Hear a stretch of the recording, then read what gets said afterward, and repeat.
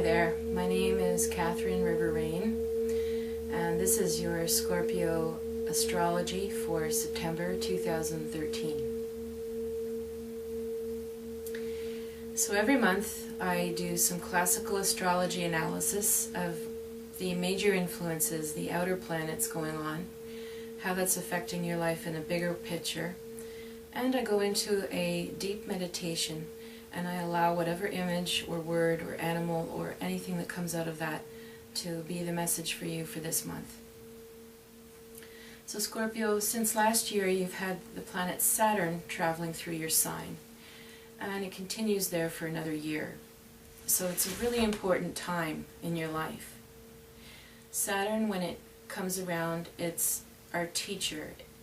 It takes something away, or it restricts you, makes you feel like restless or like you're being tested in some aspect of your life, sort of like you can't move.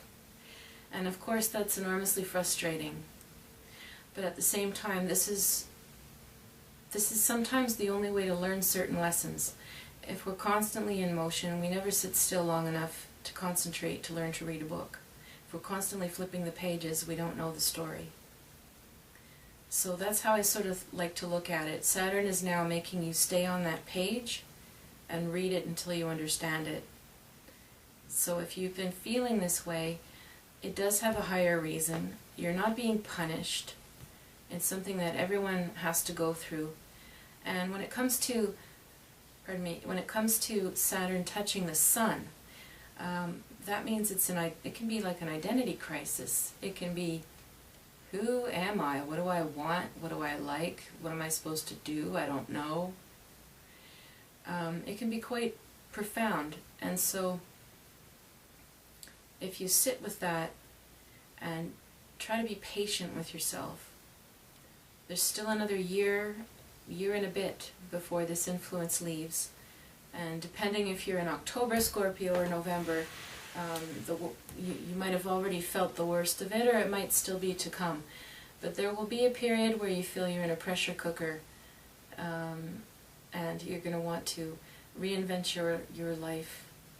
And Scorpio, nobody's stronger than you to be able to do that.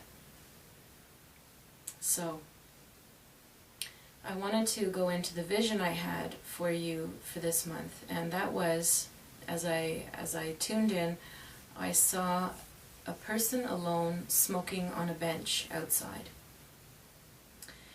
And I realized that we see people doing that every day, and we walk by and we don't think anything of it because it's such a common image to see.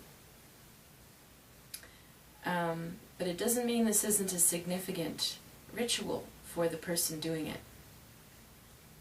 You know, smoking, okay, energetically, literally means you're putting a smoke screen around you. When you have all of that nicotine and everything blowing around you and you're lighting up and the rituals and do you have a lighter band kind of, and sitting down, and a lot of smokers will take a very particular posture and they sort of assume this side of themselves that comes out like ritualistically when they have their cigarette. You know, some people use it as a way to socialize, taking their smoke break with somebody, asking somebody if they have one, asking someone if they have a light. But when you see somebody smoking alone, to me it means they need some space. They don't want to be bothered.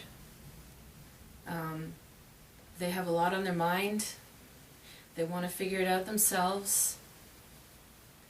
And the cigarette is like part of the way that they're soothing themselves. Now, of course, we all know cigarettes aren't healthy for the body, but hell, we all have something. We all have something that we use to comfort ourselves or cope with stress. Even if you're exercising 5 days a week, you can still be using that as a coping mechanism, even though it's quote-unquote healthy. So smoking has been called a unhealthy coping mechanism. I'm not here to say cigarettes are bad or good. I'm just saying It's an important ritual for the person doing it. So, as an image, whether you're a smoker or not, I want you to consider this. Are you needing to have space, a shell or a smoke screen around you right now so that you can think things through? Are you wishing you had more time alone? Do you have healthy rituals in your life to cope with whatever is stressing you out? I would encourage you at this time, especially with Saturn in your sign,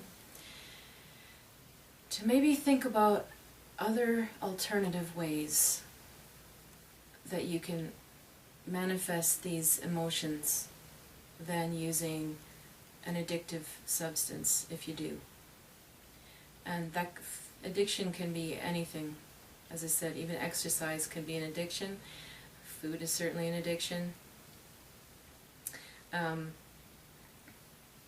try to think if there are other things that bring you into that space where it's you have a sense of being cocooned, where you can figure out things. Some people, it's going to be a walk in nature. They can't be in the city, they have to be out in the woods.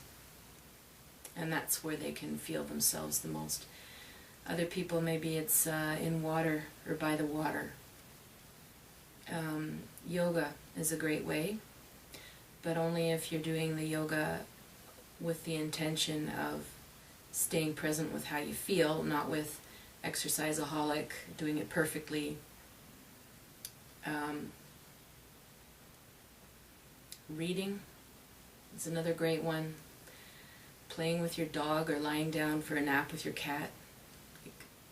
There's many ways to get that that sense of a ritual that works for us, that gives us peace, gives us a time out, space to think in a healthy way. And so that's my big message for Scorpio this month. It doesn't mean your month is going to be bad at all, okay? I'm just honoring the reflective quality in your life right now, and that you should also honor that too for yourself.